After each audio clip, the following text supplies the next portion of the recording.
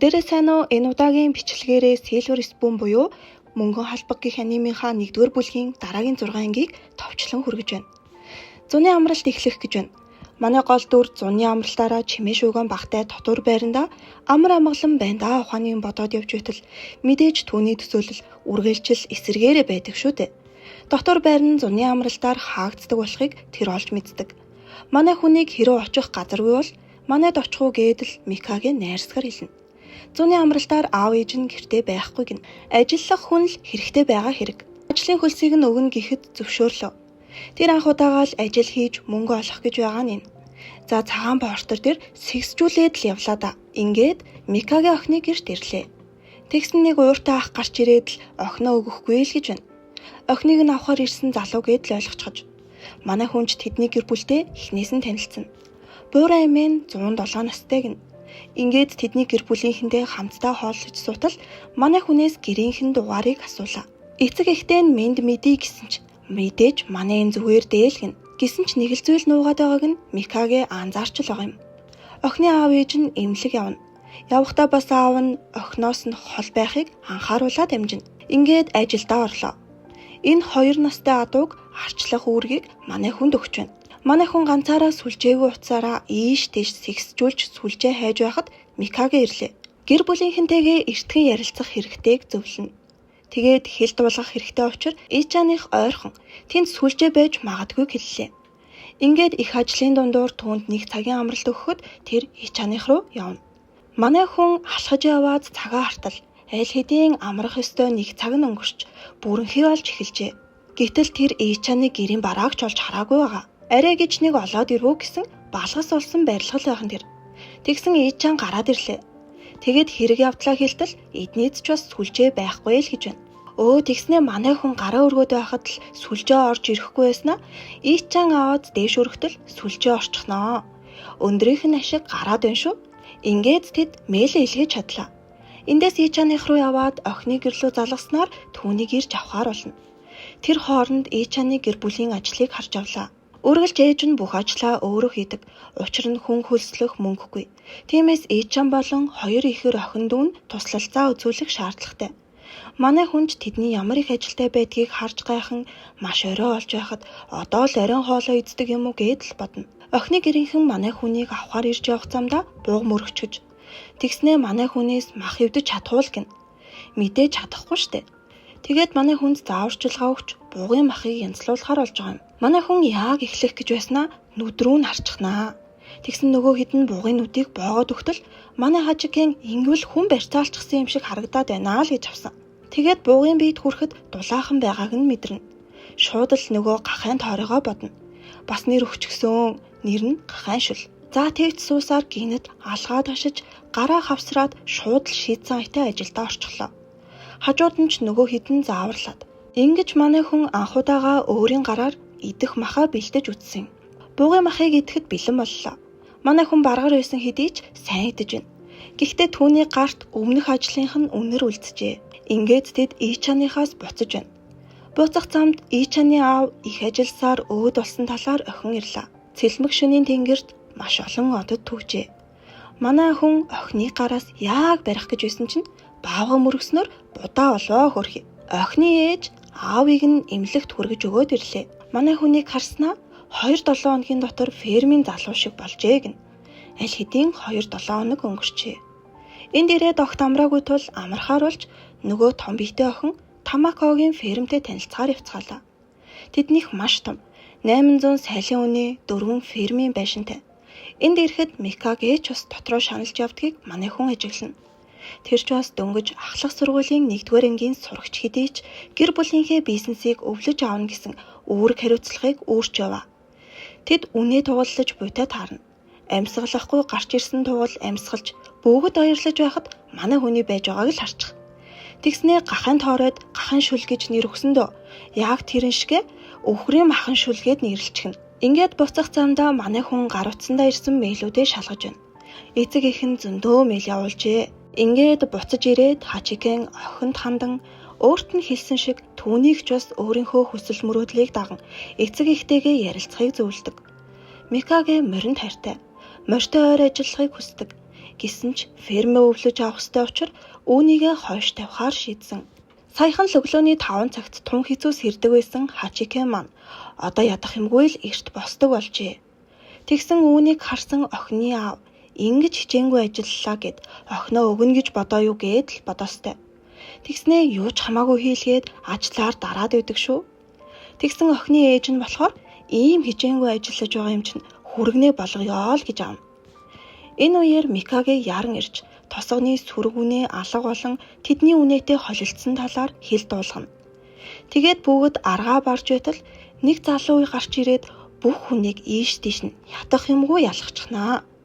Тэгсэн энэ залууг Хачикен танилаа. Түүний ах иржээ. Ах нь Токиогийн их сургуульд сурдаг. Одоо зуны амралтаараа мотоциклтэй Хоккайдогоор аялж яваа гин. Тэгсэн ах нь их сургуулиасаа гарчихсан. Рамен хийж байгаагаа дүүдээ хэллээ. Токиод нэг удаа рамен идээд бүх орцыг нь эзэнд нь хэлтэл зөв тааж эзэнд нь таалагдаад шавь нь олчихжээ. Ээж нь дүүтэй нь холбоо ярихыг хүсснээр тэр энтгийг олж ирсэн гин. Тэгээд аав ээж рүүгээ уцаар ирлаа. Дүүгээ маш сайн байгааг ээжтэй хэлж байтал аав нь хажуугаар нь дайрч яагаад их сургуулиасаа гарсныг нь ууртайгаар асуув. Харин Хачикений ах аавыгаа уурлуулах гэж гарсан гэлээ. Аавынхаа хүсснээр сайн их сургуульд ор гэхээр нь орчихсон. Хүслийг нь биелүүлсэн учраас одоо өөрийнхөө хүсснийг хийн гин. Тэгээд бүгдд нь өдрийн хоолнд рамен хийж өглөө. Гахаан мах дууссан учраас манай хүний бэлтгэсэн бугын махаар хоолоо хийжээ. Ахынх нь раменыг амттай юм байх гэсэн чинь бүгд хамталж үзснээ ямар амтгүй юм бэ гэж авсан. Тэгсэн ах нь өөрийгөө амтлах мэдрэмж сайтаж хоол хийх мэдрэмжгүй гин. Ингээд маргааш өглөө болоход тэр айл хэдийн явжээ. Хачикен ажиллаа хийж байгаад үнэний сүүг түүхийгээр нь ууж үзснээ үнэнүүдийг бүр шүтээд мөрөгчгнөө. Үнэхээр амттай байсан юм байх. Тэгсэн сүү ууж байхдаа салгасан хоолоогоо буцааж засалгүй орхиод хэрэг тарьчихнаа. Нилээн их сүү асгачихлаа. 500 литр сүү 40 мянган йен. Тэр алдаа гаргаад 40 мянган йен хийсгчв. Үүндээ гимшин өглөө бүгдээс хэртлэн босож ажиллана.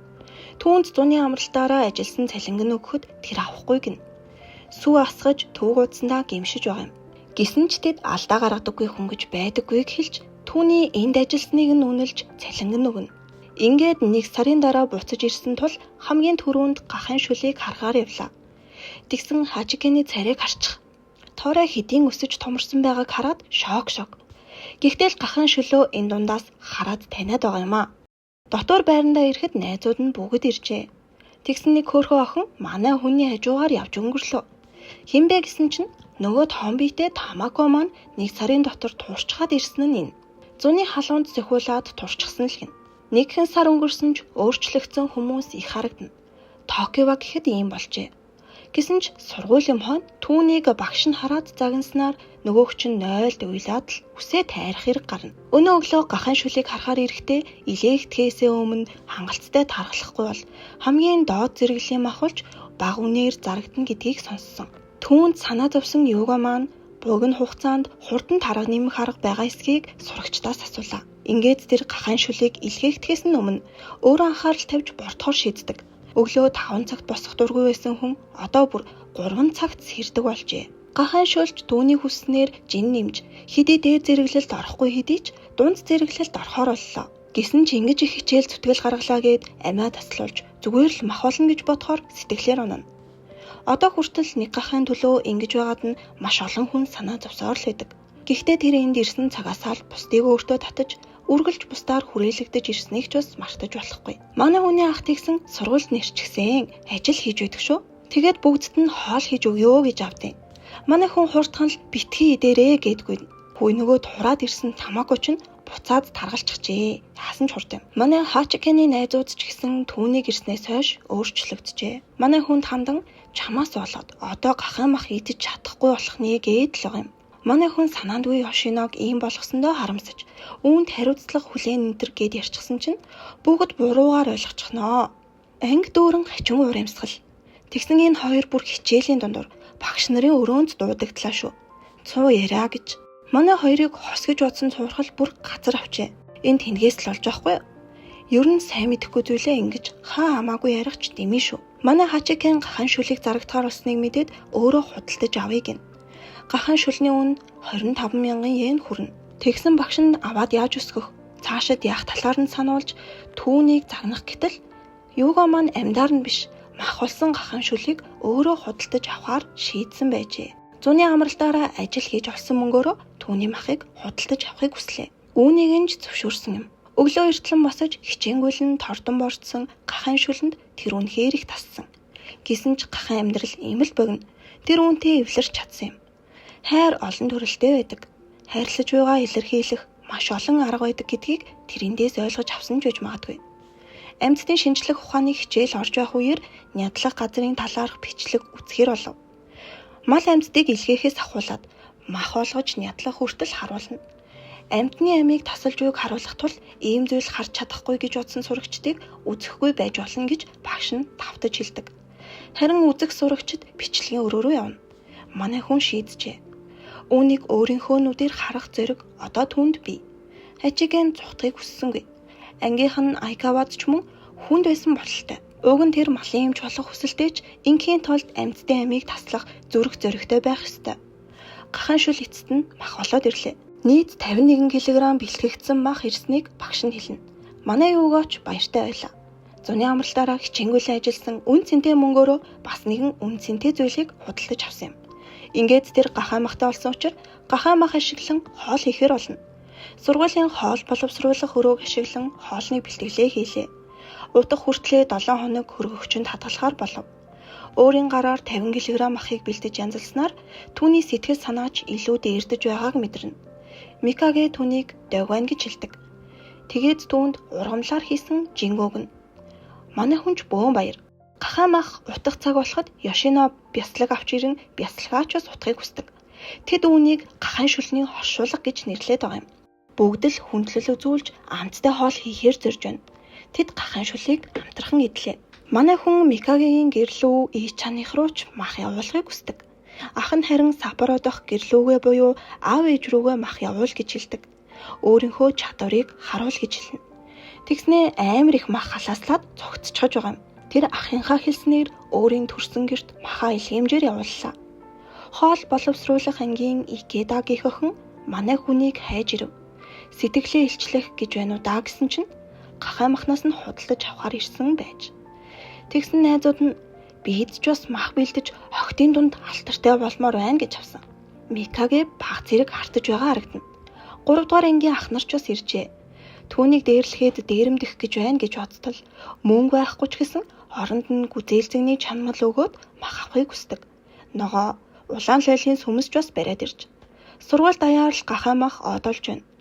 Манай хүн уг нь 50 кг махыг хизээ идэж дуусгах талаар их санаа зовж байсан юм. Тэр хэдий өөрөө анзаараагүй ч чимээгүй урагшилсаар байна. Сургуулийн захиралч бас түүний гахаан махыг эзснээ хэлдэг. Мөн түүнд энд ирээд юу хийж, юуг ойлгож, юу бүтээснээ ойлгоход нь туслана. Тэр зүгтж энд ирсэн ч дахин зүгтэлгүй бүх зүйлдээ нүр тулсан. Зарим нь зүгтдагч бас зүгтах боломжгүй хүмүүс олон байдгийг ч мэдэж авсан. Захирал түүнд зүгтсэн гээд өөрийгөө дорд үзэлгүй тус хэрэгтэй хүмүүсийг анзаарч тусалж байхыг хүсдэг. Энэ удаад ахиж нэр өгөхгүй шүү гэсэн чинь гахаан шарсан мах гэдэг нэр өгчлөө хөрхий. Энэ удаач бас илгээхдэг хүртэл нь харж хандан хамт байх бололтой. Бүр ганцыг ч биш. Гахаан хэрчсэн махтай шүл, хям, чарс юу, гахаан махтай шүл, гахаан хэрчсэн мах, гаатай шарсан мах гэд бүгдийг нь нэрлэж өглөө. За энэ хүрээд манай анимын 1-р бүлэг дуусч байна. Дараагийн бичлэгээрээ бүгдээрээ 2-р бүлгээрээ уулзцгаая. Fill me up, wrote a cup, baby, just to let me down and mess me around, and in words of all, you never go, baby, when you say you will.